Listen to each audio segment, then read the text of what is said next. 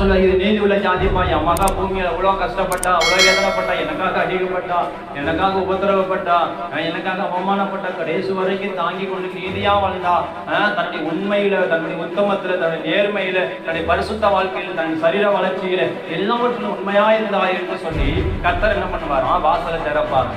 ஆமென், அல்லேலூயா. அப்ப ஸ்தோத்திரம், தேவனுக்கு மகிமை உண்டாகட்டும். நீதி உள்ள ஜாதி தான் உள்ள போகும். எல்லா ஜாதியும் உள்ள. இன்னைக்கு நிறைய உலகத்துல சமுதாயத்துல நிறைய ஜாதி இருக்கு. ஆனா பரலோகம் போறதுக்கு ஒரே ஒரு ஜாதி, பரிசுத்த ஜாதி தான். அந்த பரிசுத்த ஜாதி தான் பரலோகம் போக முடியும். பூமியில 1000 ஜாதிகள் இருக்கலாம், 1000 ஏற்றத்தாழ்வுகள் இருக்கலாம், 1000 உயர்வு தாழ்வுகள் இருக்கலாம். ஆனா பரலோகத்துல போகணும்னா நீ எந்த ஜாதின்னு சொல்லி ஆண்டவர் சேர்த்துக் கொள்ள மாட்டார். நீ எந்த மதத்தை சேர்ந்தவன் என்று சொல்லி ஆண்டவர் கேட்க மாட்டார். எந்த இனத்தை சேர்ந்தவன் என்று சொல்லி ஆண்டவர் கேட்க மாட்டாரு. உனக்குள்ள நீதி இருக்குதா என்பதை தான் ஆண்டவர்